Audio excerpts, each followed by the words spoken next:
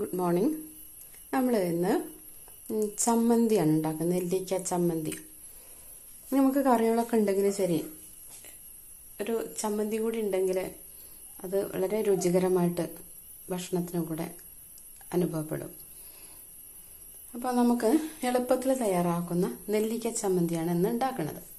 അതിന് നമ്മൾ നെല്ലിക്ക ചെറിയ കഷ്ണങ്ങളാക്കിയിട്ടുണ്ട്.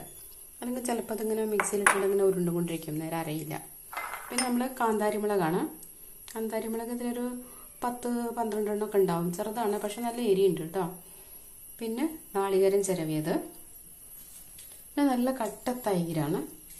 പിന്നെ നമ്മളിവിടെ കടുകുണ്ട്, കടുകും പിന്നെ ഒരു വറ്റൽമുളക്, അത് അതിൽ നമ്മൾ വറുത്തിടാനാണ്, താളിപ്പിനെന്നൊക്കെ പറയില്ലേ. പിന്നെ വെളിച്ചെണ്ണ, അത് കുറച്ച് നമുക്ക് എടുക്കണം. പിന്നെ നമ്മൾക്കിത് വേണ്ട പാകത്തിനുള്ള ഉപ്പ്. അപ്പം നമ്മൾ എന്താ ചെയ്യുന്നതെന്നറിയോ, മിക്സിയുടെ ജാറിലേക്ക് എല്ലാം കൂടി നമ്മൾ ഇട്ട് കൊടുക്കുകയാണ്. നമ്മൾ നെല്ലിക്ക അതിലേക്ക് ഇട്ട് കൊടുത്തു. പിന്നെ നമ്മൾ ഈ നാളികേരം ചിരവിയത് അതിലേക്ക് ചേർത്തിട്ടുണ്ട്. പിന്നെ കാന്താരിമുളക് ഇട്ട് കൊടുത്തിട്ടുണ്ട്. ഞെട്ടിയോട് കൂടി തന്നെയാണ്, ഞെട്ടിയോട് കൂടിയിട്ട് കഴിക്കുന്നതാണ് അത്രയും നല്ലത്.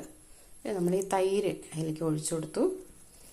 തൈര് ഒഴിച്ചു കൊടുത്തതിന് ശേഷം നമ്മൾ പാകത്തിന് ഉപ്പ് ഇട്ട് കൊടുത്തിട്ടുണ്ട്. ഉപ്പ് എപ്പോഴും കുറച്ചിടണം നല്ലത്, കാരണം വേണമെങ്കിൽ നമുക്ക് വീണ്ടും ചേർക്കാമല്ലോ. എന്നിട്ട് നമ്മൾ ഇത് അടച്ച് വെച്ചിട്ട് നമുക്കിതൊന്ന് അരച്ചെടുക്കണം. അപ്പം നമ്മൾ അരയ്ക്കാൻ പോവുകയാണ്.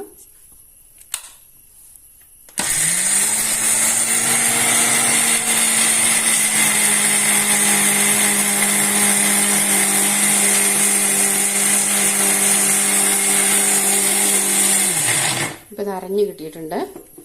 അപ്പോൾ നമ്മൾ ഈ മിക്സിയിൽ നിന്ന് നമ്മളിത് വീണ്ടും എടുത്തിട്ട് നമ്മൾ ഒരു പാത്രത്തിലേക്ക് ഒഴിക്കുകയാണ്. നന്നായിട്ട് അരഞ്ഞ് കിട്ടിയിട്ടുണ്ട്.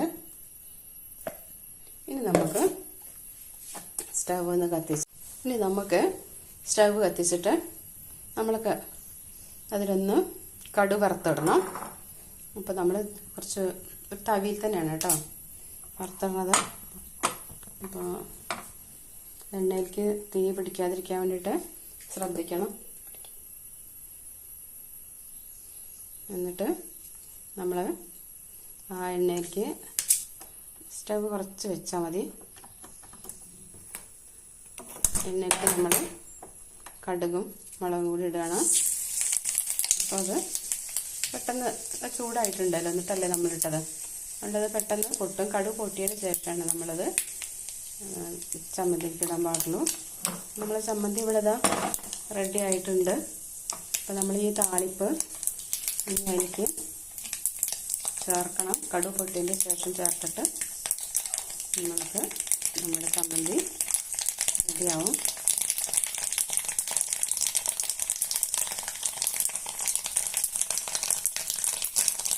കടുക് നന്നായി പൊട്ടണം, അല്ലെങ്കിൽ അത് പച്ച കടുക് ചമച്ചിട്ടുണ്ടെങ്കിൽ ഒരു രസം ഉണ്ടാവില്ല. ഇപ്പോൾ മൂത്തിട്ടുണ്ട്.